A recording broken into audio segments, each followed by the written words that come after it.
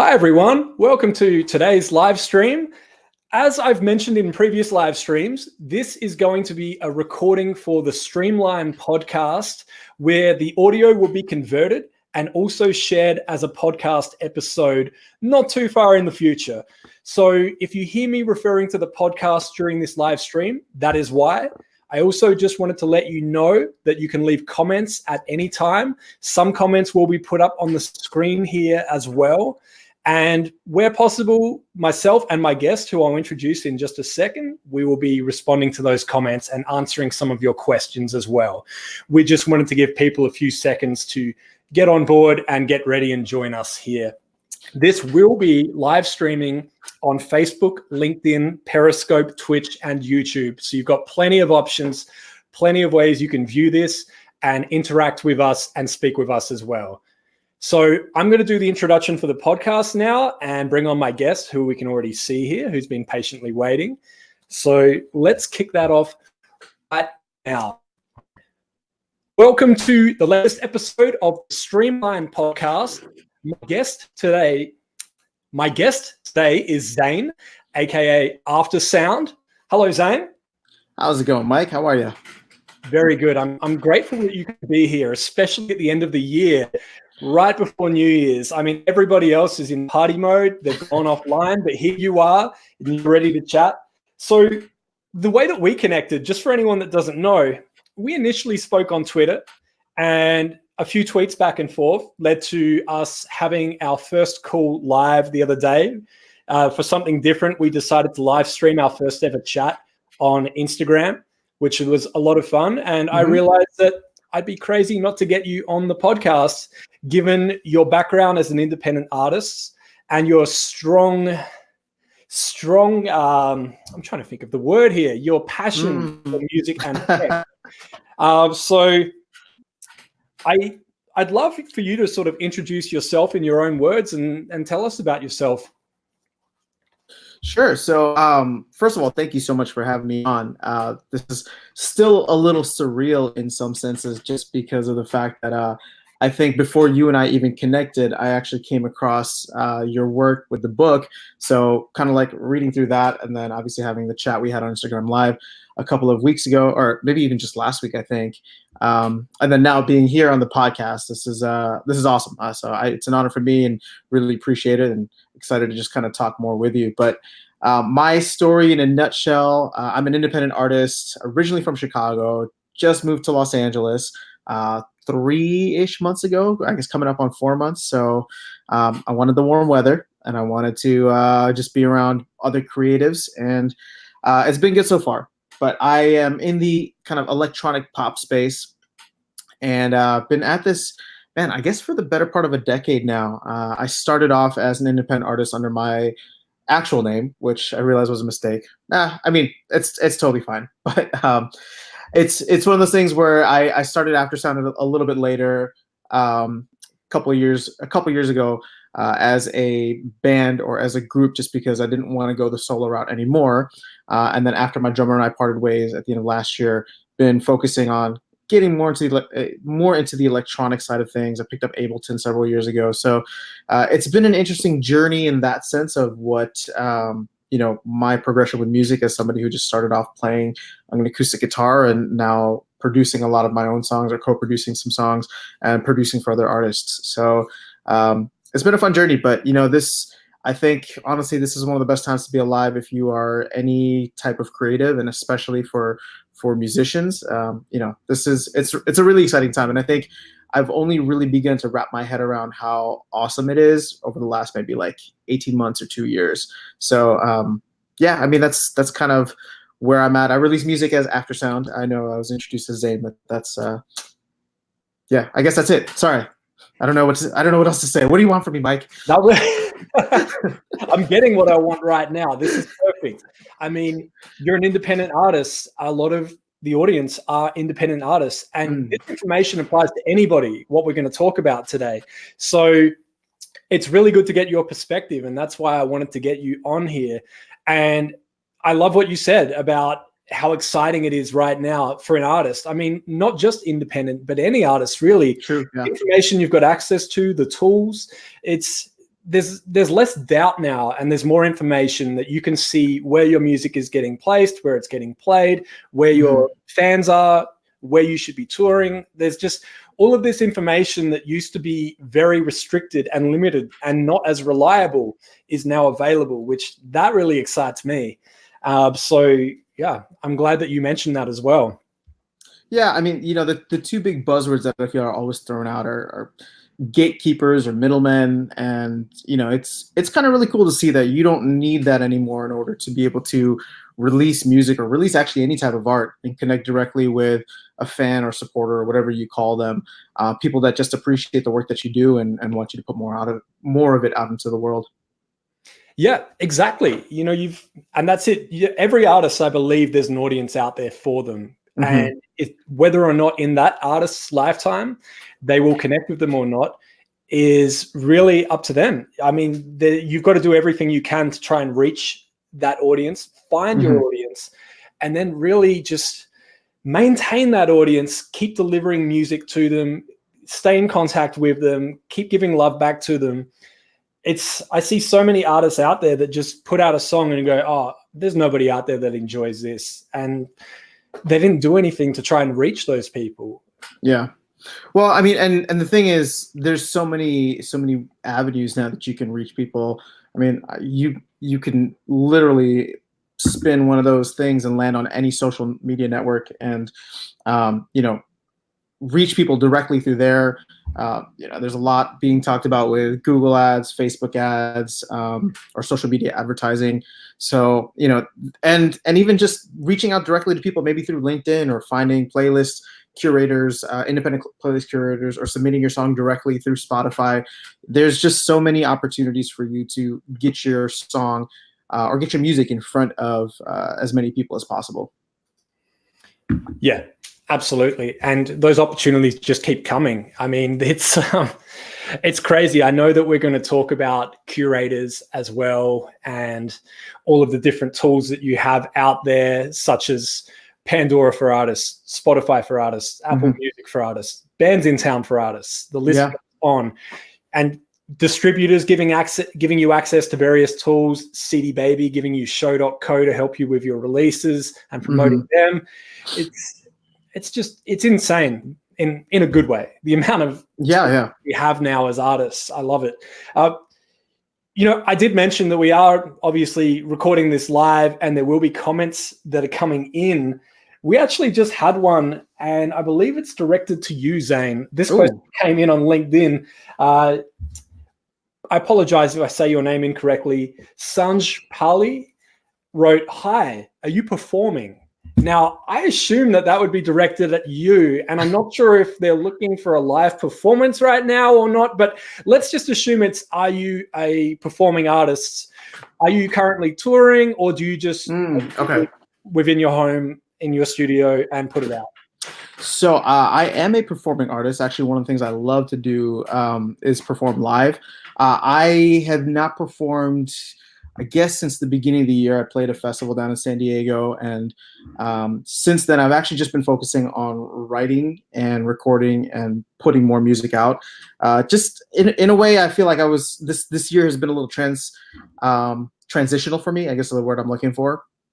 Transitional in the sense that I'm truly trying to figure out what path I want to take, where my sound is kind of developed from here. Like I said, I'm getting into a lot more electronic elements, and I don't know that I necessarily want to be a DJ because I sing as well, and I enjoy writing and a lot of the other aspects. But I do plan on performing in the future. Right now, it's just more so of creating the songs that I have in my head, getting that out to the world, and then once I'm deeper into the process of that, or hopefully once that's complete, figuring out how to translate that into a memorable live experience. Because playing live is one of the most fun things that I've ever done. And I used to play a lot of live shows in Chicago when I lived there. I have not played anything in LA, just because right now it's, like I said, transitional in a lot of ways for me musically, but also personally, trying to build up the network, trying to find people to play with, and just build that network of musicians in a new town, basically. But playing live is something that I've enjoyed, and I very much look forward to getting back to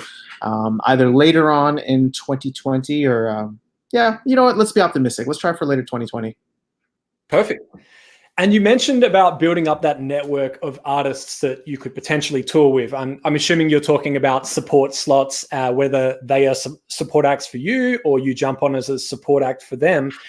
How do you go about building that network? Because it's easy enough to say, obviously, there's other artists out there within a similar genre, but it's a lot more complex than that. How do you grow that network, and how do you maintain that network? It's not even just support acts or whatever. I mean, I'm looking for potentially touring musicians, drummers, guitarists, things like that. So it's people within, that I'd want to work directly with also. But there's no one size fits all, and there's no magic bullet when it comes to building your network. It's literally one person at a time or a group of people at a time, and it's just about getting out there. Now, the beautiful thing is that you can get out there, in air quotes, without ever leaving your home, right? So I think some of the really, really cool ways, and I'll use personal examples just because that's what's happened to me. So I know that if it's happened to someone like me, who's just a random regular dude from Chicago, it can happen to anyone, in the sense that, like, I've been to the conference. I've been to many conferences in the past. I've met really cool folks there that I've collaborated with, done remixes for, or done features, whatever the case is. But like I was saying, also just social media, me reaching out to people through Instagram or vice versa. When they say it's going down in the DMs, like, or sliding into your DMs, people always laugh. But honestly, like, that's where it happens. And sometimes it's a numbers game. Sometimes you have to send 100 messages just to get one back, or just to get one yes. But I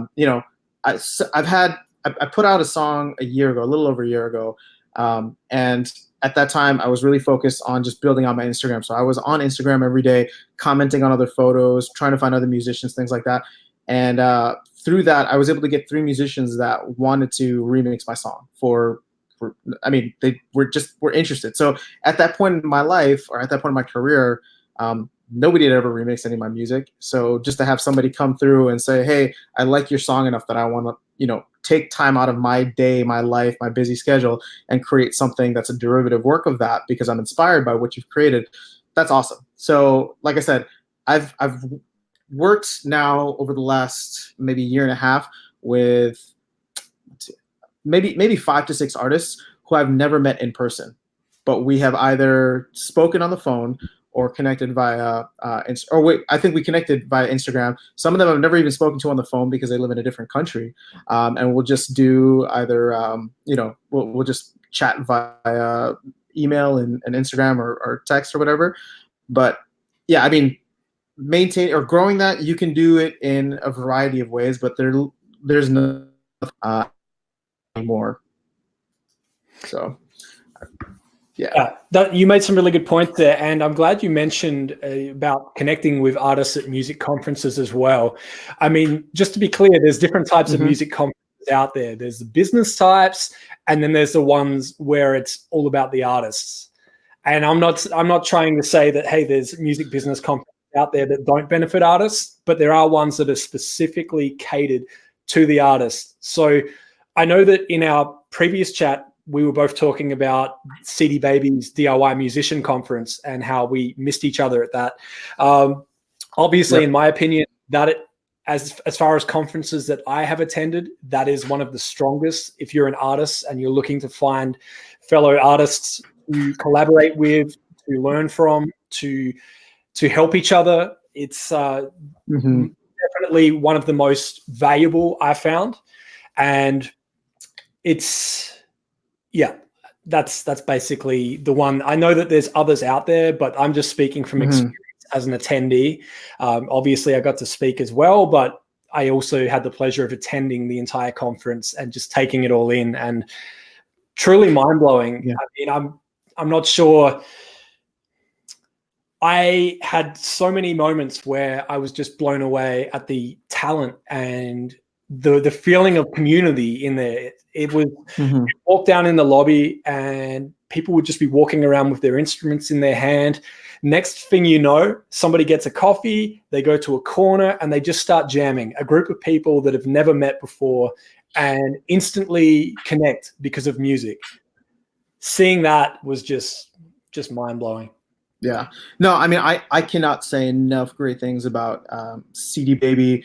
First as a distributor, then second, the conference that they have. CD Baby was one of the first distributors that I worked with. I think that they do a lot for their artists. They are always striving to get new tools and metrics and things like that. And then the conference, especially I've seen conference ticket prices for other conferences, and those can be way out there. Whereas, year in and year out, it seems that conference is always very affordably priced. And like you said, I think, and this is irrespective, not just the DIY conference, but any conference in general, when people are taking time out of their schedules and taking, and investing, you're going to get a certain caliber of people there who are taking their career seriously. And if you're in kind of that same mentality, same mindset, it's really awesome to be surrounded by people who are kind of as hungry as you are, because all those conversations are very productive. They lead to things. They open your mind up to new things. And yeah, I mean, I think it's really beneficial to do things in person like that if possible. Yeah, definitely. And it's worth mentioning as well that if people can't attend the conference, they do broadcast it all online. So it's not just, and I was crazy to find out how they don't actually make any money out of the conference, because they don't pay any of the speakers. So it's literally, they're doing it at cost, so that it is that cheap and affordable. And that's important for an independent artist. So I know that it kind of almost feels like an ad for the conference. But I'm going to not share any links where you can go to find out. But I mean, we're just speaking from experience, and there are other conferences out there that are great as well. And when I attend them and I get to experience them myself, I'll happily talk about those too. Yeah, no, I mean, I halfway through, I was just like, this sounds like a testimonial that they're just going to clip. But no, like I said, they're great, but it doesn't have to be them. They're just ones that I think Mike and I have experienced. So it's definitely worth looking into. Yep, absolutely.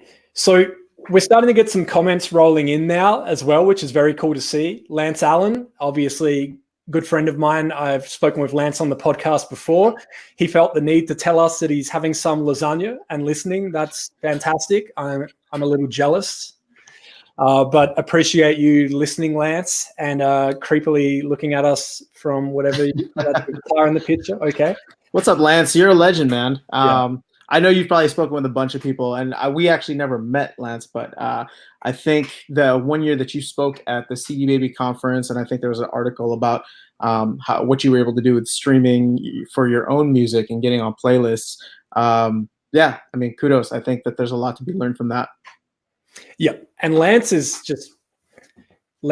really, his process and the way that he works is just, anyone could replicate it, but nobody does. And it blows my mind. I mean, I say to people, if you're an acoustic guitarist and you want to see how far you could take this as far as potential success across streaming, to the point where you may be able to quit your day job and just record from home and do whatever else you want to do in your life, watch what Lance does and copy it. I don't mean copy his music, but look at how he engages with people on social media. Look at how consistent he is with his releases. Look at how he collaborates with other artists. And you start to realize that, it's one thing to have great music, but it's a lot more than that. You still need to get behind that music, do a little bit of marketing. It doesn't mean you have to spend a lot of money. I mean, Lance has posted pictures on his social media where he has sat down with his kids and they've done some outreach about his music to curators and things like that. So he is living and breathing it, and he is a perfect example of, if you put in the little bit of extra work, you'll see some great results from that. Yeah. So, speaking of releases for Lance, if you're still tuned in, man, you are one prolific. You are prolific as hell, because I actually follow you on Spotify, and you are always popping up on my release radar. So I just wish I could release music as often as that. That'd be nice. Yep, that's it. Well, Lance is a stay-at-home dad. He's a family guy, not like the TV show. And anytime he wants, he just hits record. He just goes for it. He doesn't hesitate. And that's what I love about Lance. He's a go-getter. He doesn't stop. I've got an idea. I'm going to record it right now. I'll put it out. Done. Whereas a lot of people sort of hesitate, or they feel that they have to get that perfect recording. Sometimes you're better off just putting it out because it sounds more real. So and Lance just obviously if you're listening, heck yeah, we appreciate you, Lance. We do. Cool. So let's jump into what I know you're really excited to talk about. Let's talk about the tech side of the music industry. And, I'd really like to ask you your opinion on Twitch, and if you feel Twitch is valuable for a musician as far as live streaming on Twitch. Yeah, no. So Twitch, I think, is awesome. I had the chance to listen to your interview with Karen Allen. I've met her as well at the DIY conference back in August. And even before that, though, I think I had started streaming on Twitch maybe about a year ago. But my problem is I just haven't been consistent with it, and I haven't figured out what my angle is. Because it would be nice to jump on and do acoustic guitar, things like that. Or the other things that I have been playing with is just kind of producing or creating remixes and streaming my entire process, just having kind of like Ableton up on the screen. But just speaking from a general perspective, I'm still very bullish on Twitch. Twitch is owned by Amazon. It's not going anywhere. Amazon is throwing a bunch of money into it. And at the end of the day, Twitch specifically, not live streaming, but Twitch specifically started off as a gaming platform. And esports and gaming, like none of that, that's only on a very, very low level of what will be a meteoric rise in terms of popularity. But I think what's really cool about Twitch specifically is that they are trying to broaden their horizons and focus on other areas, whether that's art or music or talk or podcast, whatever the case is. So, I'm still very bullish on Twitch. I know it's super hypocritical of me to be saying that without streaming as much as I should be. But it's more so just about creating the type of schedule and content schedule that I'd like to, and finding time for that. But I'm still a big fan of Twitch. And like I said, just the fact that they're owned by Amazon and what live streaming has done over the past maybe couple of years, or where it's come, especially after the Fortnite kind of explosion. I've seen some musicians who are doing fantastic things on Twitch. Twitch is also getting much more friendly with their creators. Sorry, not friendly, but they're getting much more supportive in terms of finding ways for the creators to monetize. So like the weird thing is that I actually did hit affiliate status, but not partner status. And before, there were monetization options only available for partners and not for affiliates, which they have now started to trickle down. So like I said, I mean, this is the beautiful thing about like the music industry today. Like you could be an artist who creates an entire community around you and your music on Twitch. And this is just a live streaming platform. I've seen it with other people who are literally just getting up there once or twice or 3 times a week, playing music from their bedroom with a very minimal setup. And that will start translating into streams on Spotify, Apple Music. And if you're monetizing on Twitch, like all that stuff just starts to really snowball very, very quickly. So live streaming in general, I think is going to be very strong in the future, but Twitch, I think, will continue leading the charge.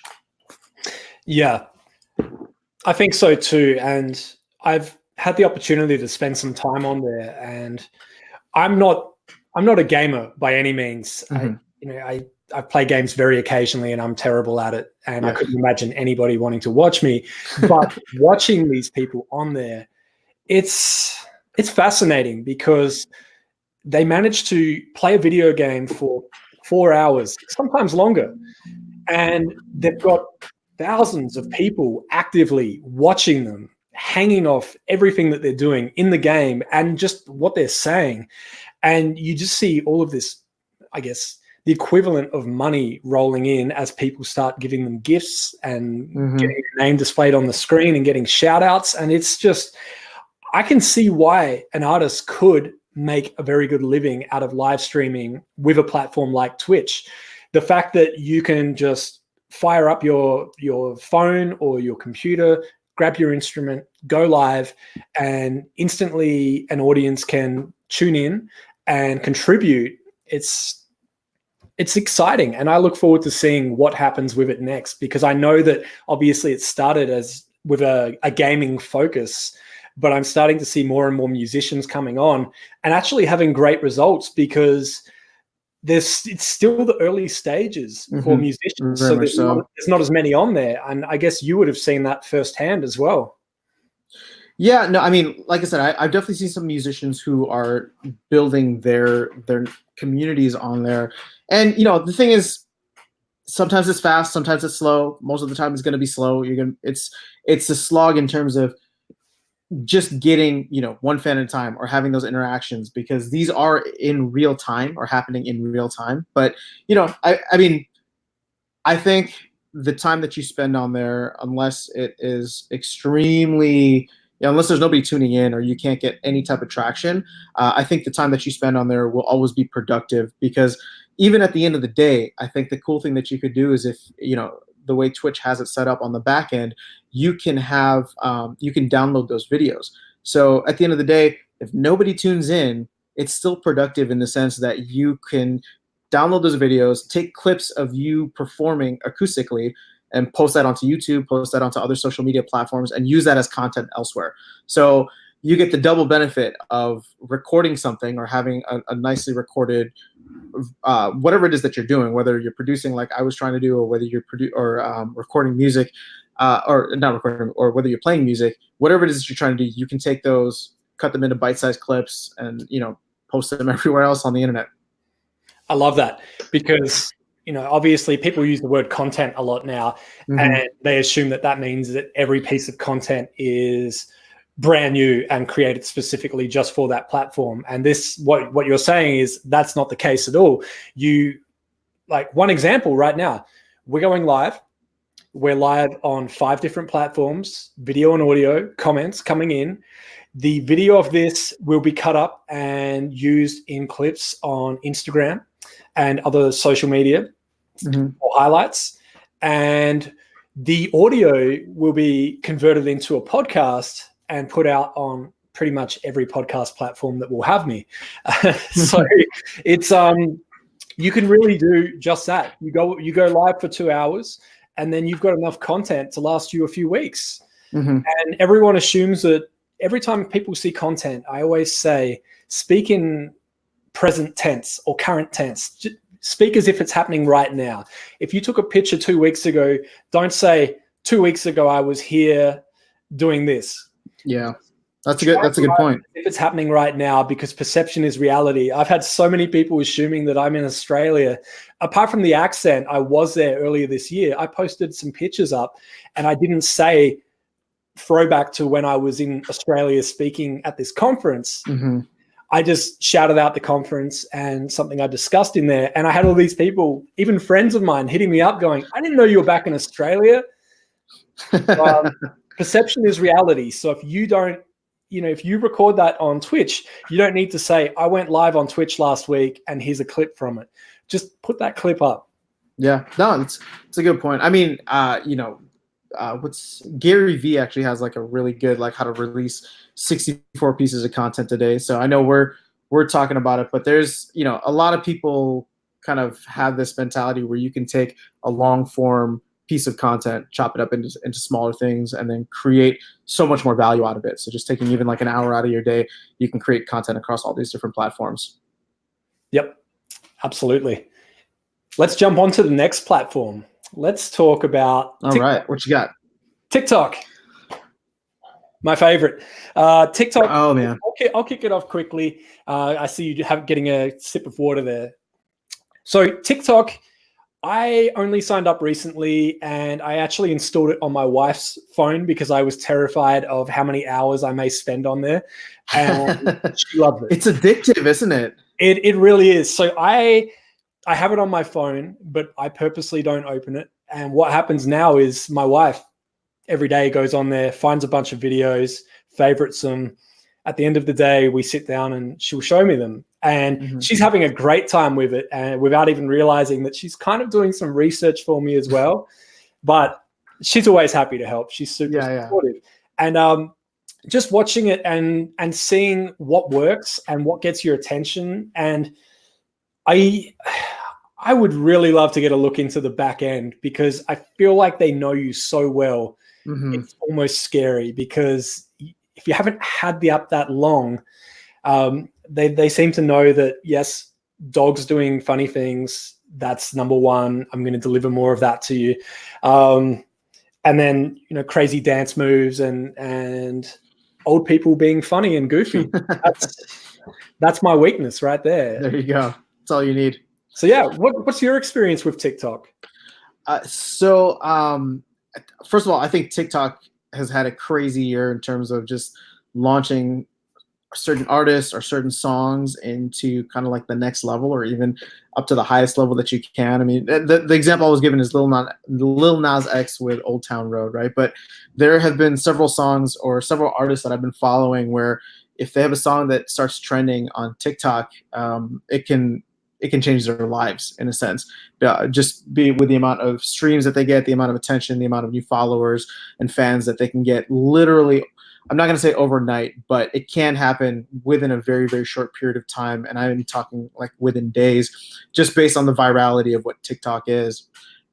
My experience, I've just started now posting more on it. I started consuming content just to better understand it. Similar to you, I mean, anything with pets is super funny. The dancing stuff is always cool just because I don't dance. I wish I did. So there's actually a big movement for dance tutorials on there. So like where they'll like for the first half of the video, they show you how they're doing the dance in slow motion and they get into it. So, but to me, it's just, there's so much more to it. I think, it originally started off as Musical.ly, where people were using it as a way to record themselves kind of doing a lip syncing whatever to, their favorite songs. And the thing is, I actually had Musical.ly, I don't know when it was, back in a couple of years ago.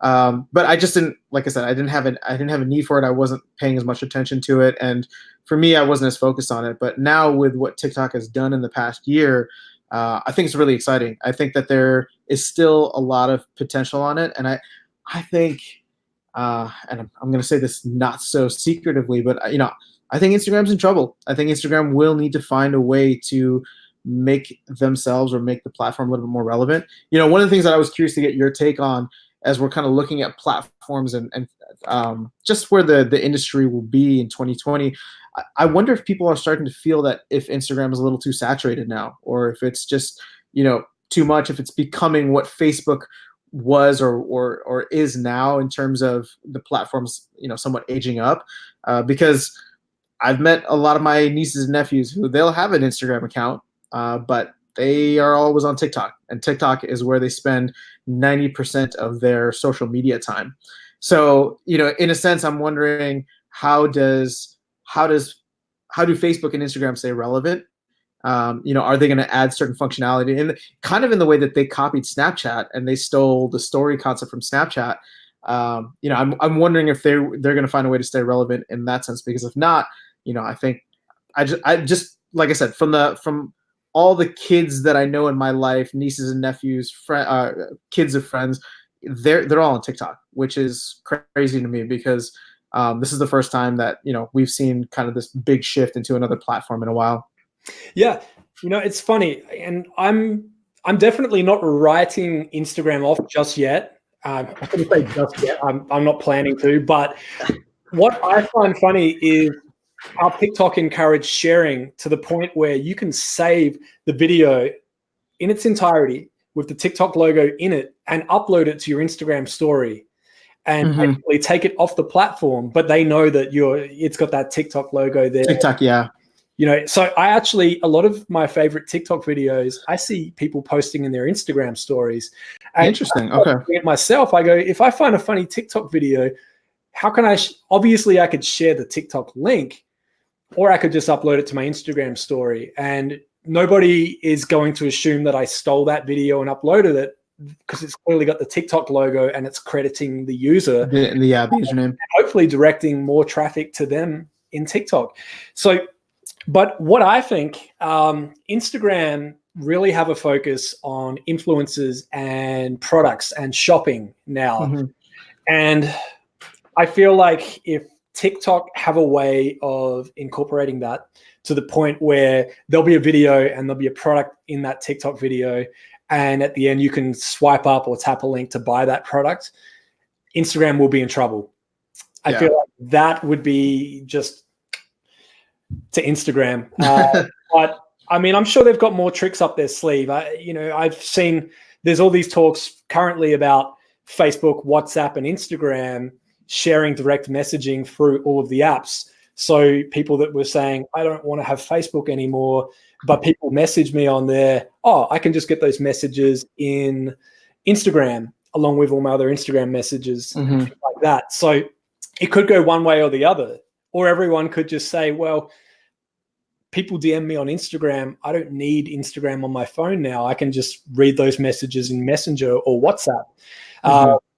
So it's an interesting, I'm not sure what their reason is for doing it, but because now you can almost get rid of some of those apps from your device if all the messages are going to come to one location regardless.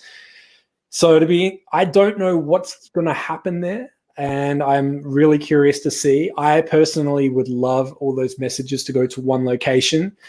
Be much easier.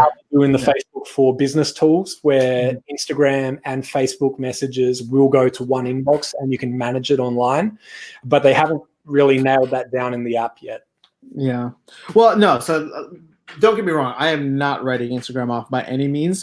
It's just, to me, I'm just surprised at the trend of seeing, kind of the next generation or younger generation really focus in on a different platform that isn't owned by Facebook. But like you said, if they can add in all those functionalities, I think that would really change the game. I think the other thing too, and I know that it's coming, it's just not, it's still in beta testing right now, but Facebook and Instagram ads are still king, and they're still going to, Facebook and Instagram will still be getting advertising dollars and revenue for a very long time.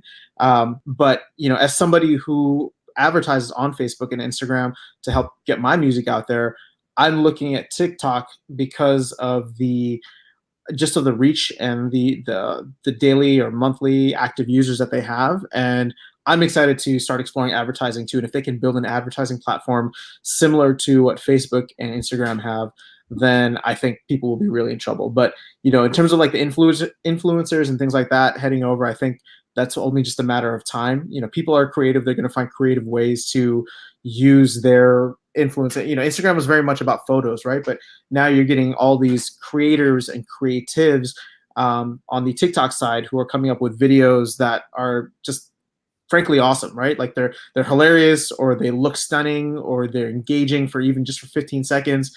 And once brands start seeing how many eyeballs or these videos are getting, it's going to be like, oh, hey, you know what? When you take a drink in that video, why not make it a Coke? Oh, yeah. And then Pepsi comes along and says, hey, we'll pay you a little bit more to make it a Pepsi, right? So it's going to be one of those things where I feel like the money will eventually come in, but they're definitely on the right path. Yeah, that's it. And it's funny, when I first got onto TikTok, I assumed that every video featured music and it was almost a way of music discovery. But I realize now that half the videos I watch have no music in them. It's comedians, it's people telling a story, it's anything that you can do in front of a camera now basically is on there. And I really feel like now when I look back on Vine and what I loved about Vine, the fact that it was short, it was funny, you just kept swiping and it just kept entertaining you. I'm seeing that with TikTok now. I'm seeing that replicated. So I found myself missing Vine and going on YouTube and looking up videos of, highlights of Vine. And now I feel like TikTok has come along and they're sort of filling that gap. Yeah, they really filled the void there. Yeah. And I'd love to see more of these creators coming on board because it is highly entertaining and it is good fun. And it's getting to the point now where you see families getting together around a phone to watch TikTok videos together. And you see parents getting involved and learning the dance moves. Yeah. it may seem antisocial, but if you're actually bringing people together and including them in this, it's almost doing the opposite. It's encouraging kids to spend a little more time with their parents. Parents are getting an understanding of this by being part of it as well. It's really cool to see. Yeah, no, I mean, I like it. I mean, how many times? Well, actually, you're in the reverse situation since you have your wife kind of perusing through TikTok. But for me, and I'm sure many other folks who are listening can attest to, there's a bunch of times where I'll see a TikTok video and I'll either save it, or if somebody's around me, I'll be like, hold on, stop whatever you're doing. You got to watch this. It's 15 seconds and it's hilarious. Right. So there's definitely the social aspect to it, not just within the phones and the screens, but definitely the external part of it. So, and to me, I feel like it's only a matter of time where the conversations around dinner tables will be like, oh my gosh, did you see that TikTok? Right. That's what people are going to be talking about. Yeah, absolutely. And the coolest part about it is someone will pull out their phone and someone pull out the phone, they'll have it there. Yeah. Yeah. Cool. So we've talked about Twitch. We've talked about TikTok. We've got a little on your story.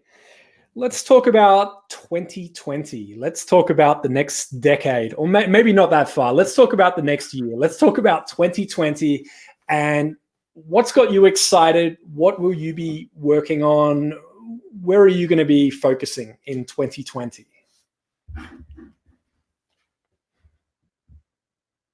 And that's a big question.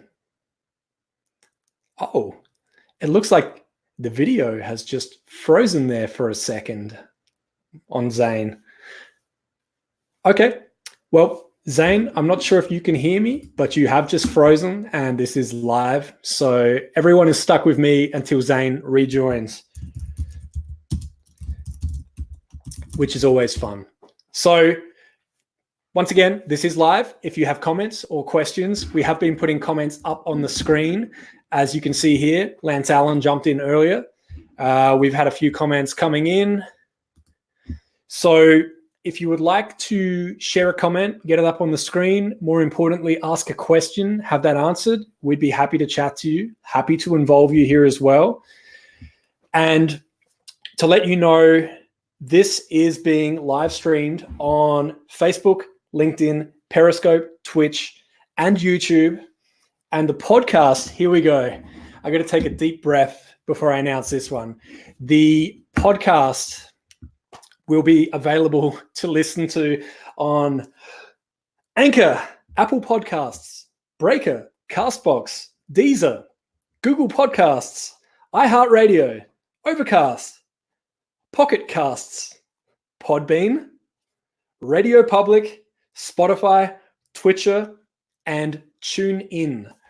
And no doubt many others as well if you have the RSS feed. So you'll be able to listen to the podcast in multiple places, and the audio from this will be cleaned up, of course, so you don't get to hear this of me just talking shit, killing time while Zane comes back. So while we wait for Zane to come back here, just bear with us. I am going to tell you really quickly about where you can listen to this podcast as well. So you can go to my website, which is workhardplaylisthard.com/podcasts, and you'll find all the links on there. Now, I see Zane has just come back in, which is fantastic. So, Zane, welcome back. Hey, man, I'm so sorry about that. I think, I'm literally sitting right next to my router, but I think that the internet just kind of reset or something for a moment. So apologize to everybody about that. No problem at all. That'll be a perfect opportunity to remove that in the podcast. But for the live stream and the replays of the live stream, enjoy. So appreciate your patience, guys. We were talking about 2020, right? It was funny because I asked you, I think, 5 questions in one, and then you froze. And then I just went, oh no, I've overwhelmed him. You should have stuck to one question, Mike. So yeah, I'm going to let you take the stage here and tell me what's got you excited in 2020. Sure, man. So 2020, I think one of the biggest things, and we might have even alluded to it in a previous conversation, but I'm excited to see what types of innovations we will get within the streaming platforms that we have already. So talking mainly Spotify and Apple Music, I think year after year they have become much more artist friendly in terms of the data that they're giving, the control that they give you over your platform. And I don't see any of that really changing, or at least I hope that it won't change, because as an artist, I really appreciate that. It helps me to kind of focus my energy and attention into the cities or demographics that I know are resonating with my music. But the big one, and this is kind of off the heels of our last topic, which was TikTok, is the parent company for TikTok, ByteDance. There are rumors of them kind of launching their own potential streaming service, which I think could be ginormous in some senses, or it could flop. It could totally flop. But I just think with where TikTok is at right now and kind of the social equity that TikTok has with younger demographic, or with the younger demographics, it could be something where they grow up not just with TikTok, but with TikTok Plus or whatever the streaming service is. And I think the really cool thing that can happen here is that, right now I think you're limited to using 15 or 20 or 30 seconds of a song. But let's say you're a TikTok user that has that is subscribed to the streaming service. Can you, or is it possible then for you to take a longer clip of a song, or let's say even a whole song, and for other people who have TikTok integrated with the TikTok streaming service, they're able to watch the whole thing? And therefore, now not only is the stream counting as a source of revenue for the artist, but you have these creators who are able to create longer form content. Now, from an artist perspective, think of the type of, like, you could create almost a music video for TikTok, but with the virality of TikTok, you could make it into something that is a challenge that isn't just like a short dance challenge, but now you're challenging, let's say, other creatives to kind of copy your video or to duet with it or something like that. But now every time somebody duets with it, every time somebody that has a streaming service watches it, you're getting that, fractions of a penny. But as we've seen, if you can start to build your following and those streams, the fractions of pennies start to add up. So I just think that there's definitely some potential for that, and I would be very, very curious and really excited actually to see how that ends up being integrated with TikTok if they do launch something.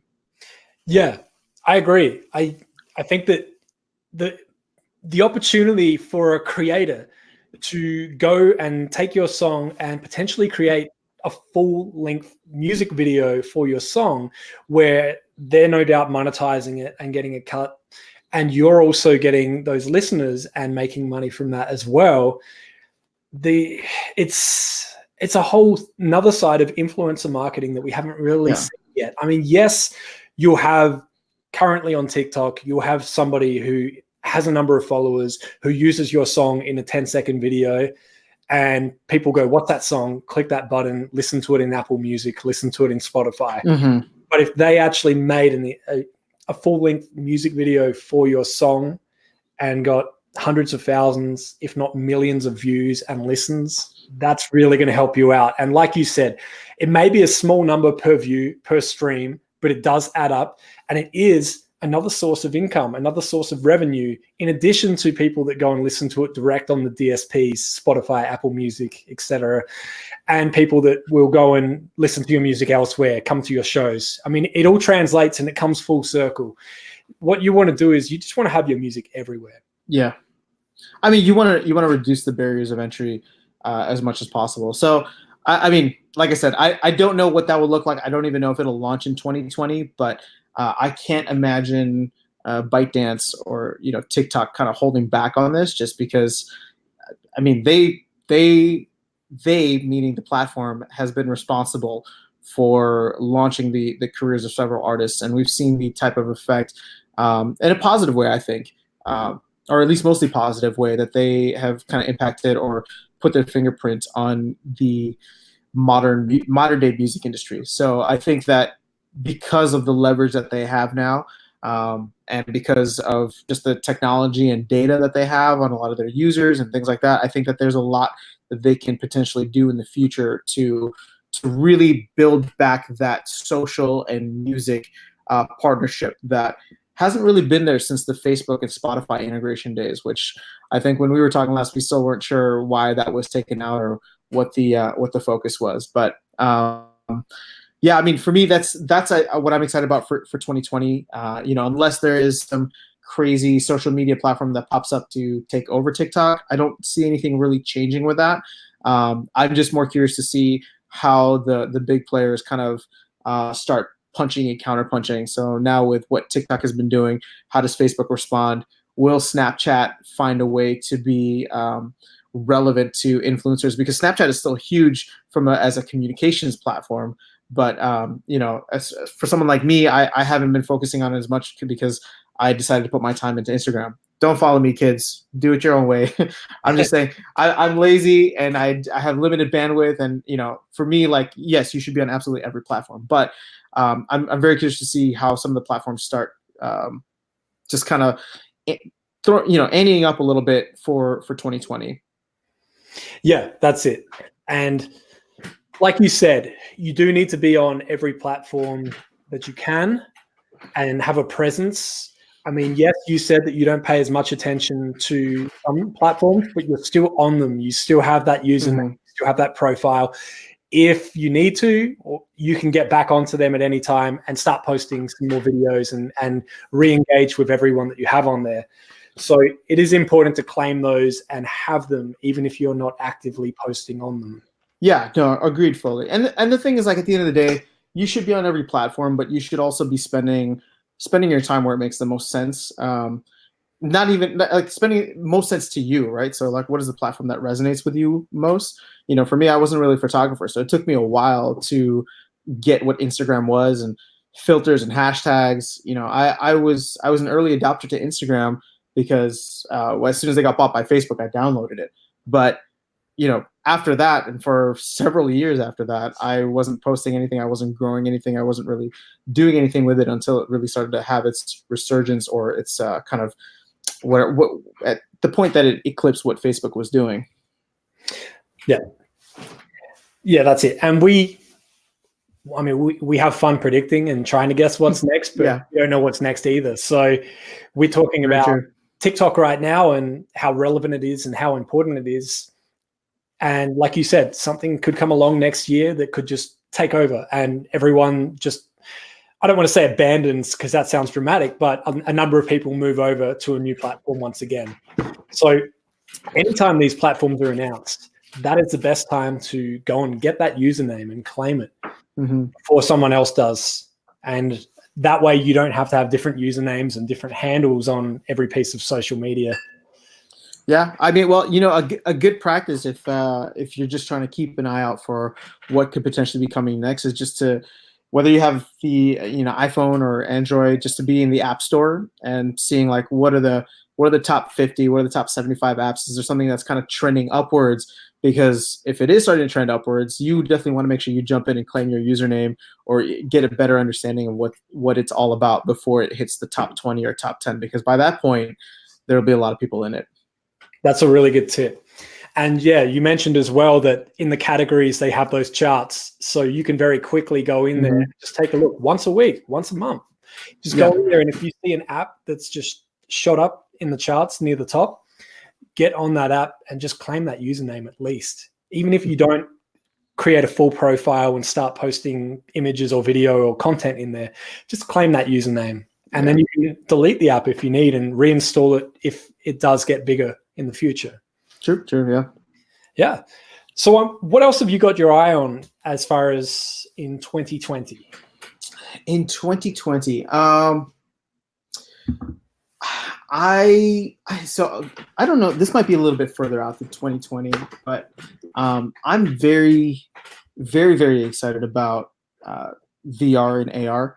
I think that we haven't actually really seen much. I think with the music side of things, but I think that there is so much potential as the technology becomes cheaper and more accessible to people. Full disclosure, I'm big into VR, one as a consumer, but also just as somebody who follows tech. I actually help run and co-host a podcast actually just focused on virtual reality called Everything Virtual. So if you're ever interested, you can follow that.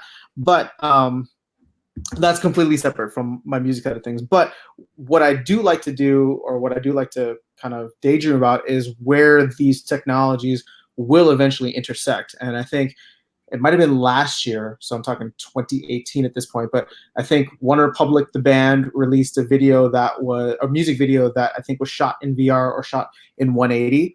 And, you know, it wasn't really until this year where they had the Oculus Quest come out, which is more of a standalone headset, but has great functionality.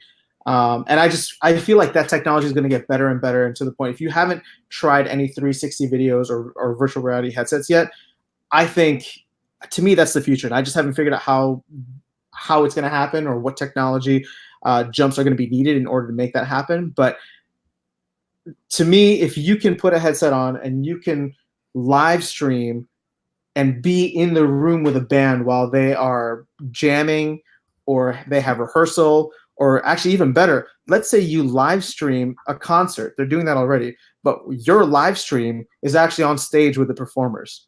And so you're standing next to Ryan Tedder, you're standing next behind the drummer, you know, whatever the case is, and you can kind of go to different points on the stage.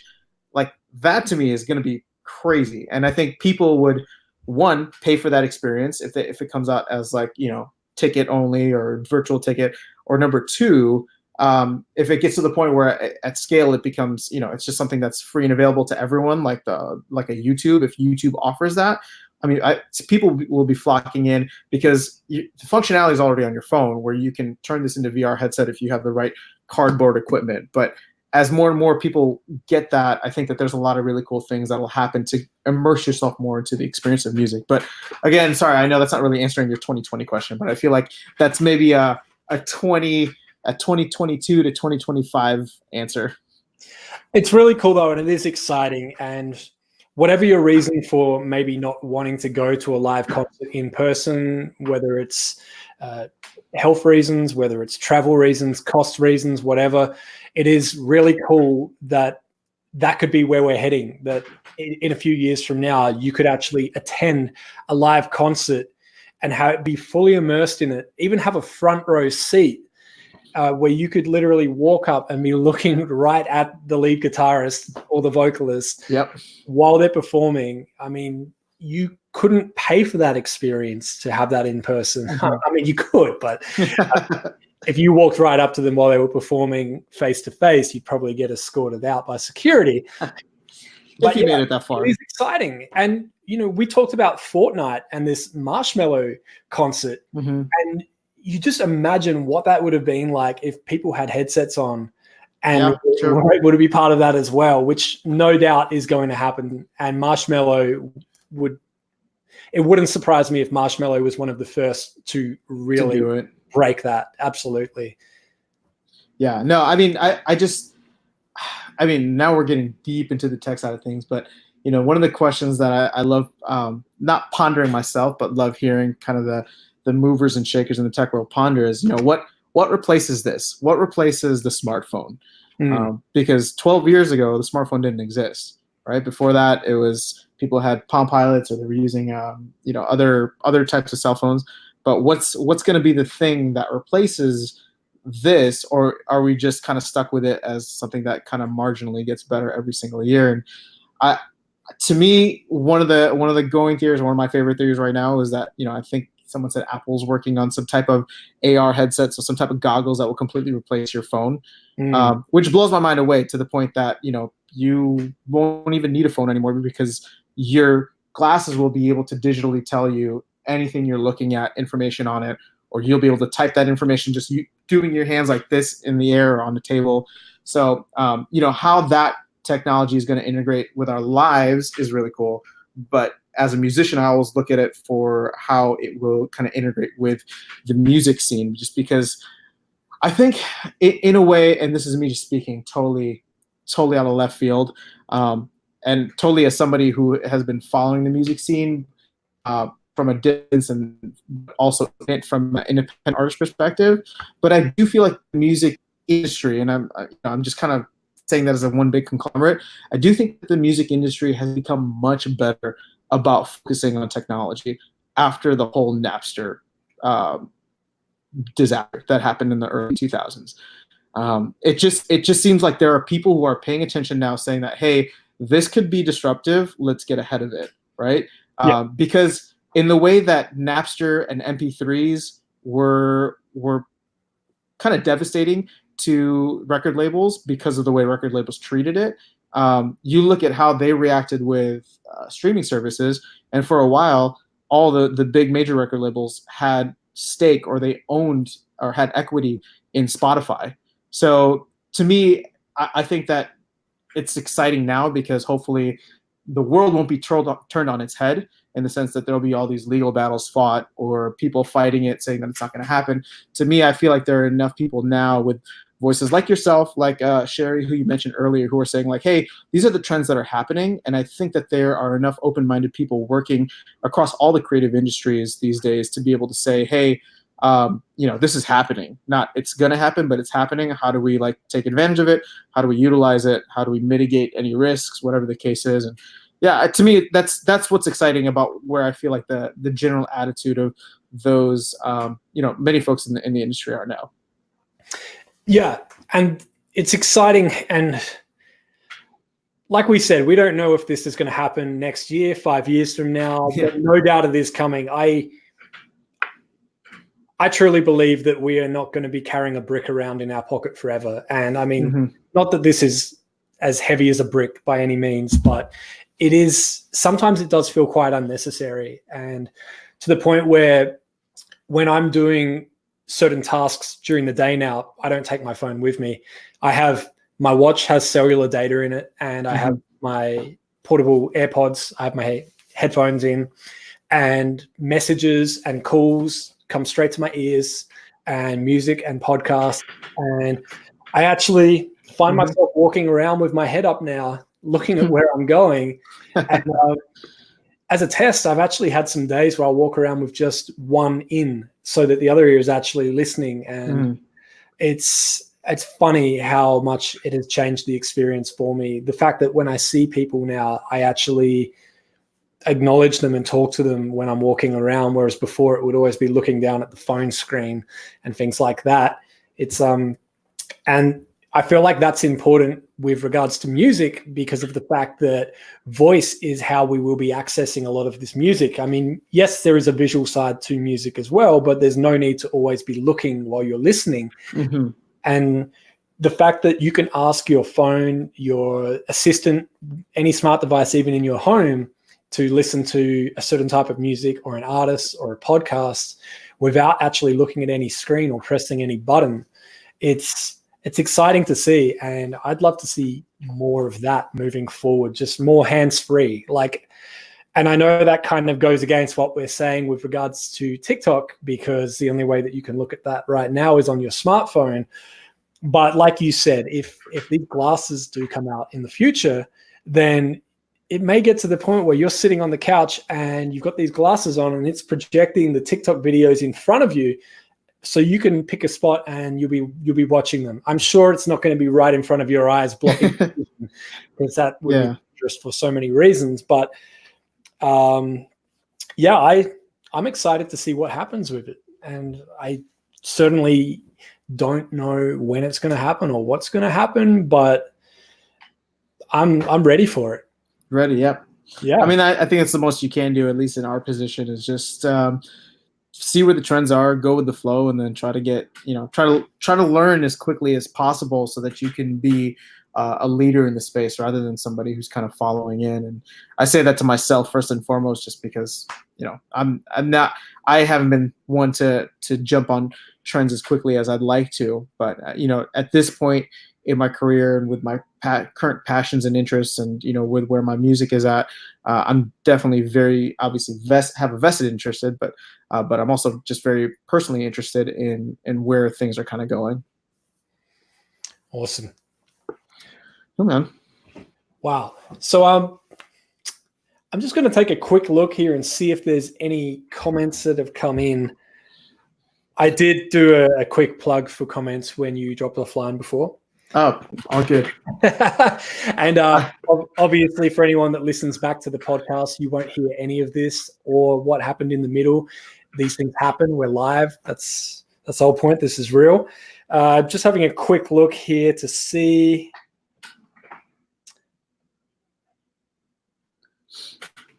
And now I am having trouble with my internet on my other device. So that's exactly what happens. We will continue on. We will push forward. I think we're coming to the point where we can start to wrap this up in a second. For sure, yeah. So let me just do a quick little piece on that. So Zane, thank you so much for joining me today. Where can people find you online? Where is the best place to follow you? And more importantly, follow AfterSound and your music, I should say. Sure, yeah. So I release music as AfterSound. That's AfterSound, one word. Instagram and Twitter are probably the places that I am currently on the most. So on Instagram, it's just AfterSound. On Twitter, it's AfterSound Music. And it is actually also AfterSound Music on TikTok. So if you're on TikTok, let's definitely connect. I'm trying to build out more there. But aside from that, yeah, on all major streaming platforms, and I have a YouTube channel that often gets neglected, but I try to update it with as much as I can. But yeah, that's, if you just type in AfterSound on Google, that should hopefully get you where you need to go. But yeah, if you tune in, appreciate you lending me your ears, and hope you enjoy the music. Yeah, you know what? Give us a plug for your podcast as well. I know you mentioned it's more focused on the tech side, but obviously we kind of geared this conversation in that direction for the second half of the podcast. Sure. So, yeah, where can we hear you? More of you? Well, so I like I said, I help manage and co-host a podcast called Everything Virtual. It's focused very much on what's happening in virtual reality, specifically gaming, just because that's what's popular right now. But we're definitely trying to expand it to all areas of where virtual reality is kind of having touch points. So I think education and medicine are going to be big ones. We've actually had a doctor on talk about designing a training for people to take x-rays, or training students to learn how to take x-rays. So it's called Everything Virtual, but that is the podcast. And then I actually also run a podcast, which I am going to hit a little bit harder in 2020. So I guess I'm making this declaration here on the Streamline podcast, so you guys can hold me to it if I don't follow through. But the AfterSound Experience, which is also on Spotify and all the different podcasting, where honestly for me, I'm just trying to take a more casual approach to documenting my journey and some of the experiences that I'm having as an independent musician, but then also having other folks on, not just music, but also people, creatives or entrepreneurs, to kind of share their stories, because I think that can be done at any level. And, for me, I'm always excited to see where people will end up. And I think, conversations like these are always fun to look back on, no matter what happens, whether you succeed or fail. It's cool to look back and see what your journey is like. So that to me is what I'm trying to do. And I actually encourage everyone to start a podcast. I think it's fun, even if you're just doing it for yourself. Yeah, absolutely. And it's also a really good practice as well for speaking. As an artist, obviously, if you're a singer, you've probably got stage presence, you've probably got confidence performing. Speaking is completely different. Yeah, very true. Recording yourself speaking, listening back to it, you may not believe it, but I've noticed the difference in how I sound now compared to how I used to sound 2 years ago. I've still got the goofy accent, and I'm not trying to get rid of it. But yeah, you'll realize a few things that you'll do, a few little habits that you have when you speak, and perhaps the way that you even pronounce certain words. So definitely record yourself speaking. Do that podcast, as you mentioned, even if it's just for yourself, it's still going to be beneficial to listen back to that. Yeah. I mean, everything is just like the 10,000 hours rule, right? So you just have to put time in, and, the more time you put into something, the better you become at it. So. Excellent. Well, Zane, AKA AfterSound, thank you so much for joining me, especially at this time of the year. This podcast will be available online later today, so that it's out before New Year's. And for those of you who are planning your New Year's resolutions, or hopefully you've already started working on those, make sure that listening to the podcast is one of them. Absolutely. Well, Mike, thank you for having me on, man. This has been a blast, and like I said, I've been following your work for a while. I really appreciate all that you do for the independent artist community, and wish you the best in 2020, man. I'm excited to follow more of your work and see what happens in the coming decade. Well, I look forward to connecting in person sometime next year, and Happy New Year to you and your loved ones, and Happy New Year to everyone that's listening. Same to you and to everyone as well. Have a good 2020, guys. Thank you so much. Bye, everyone.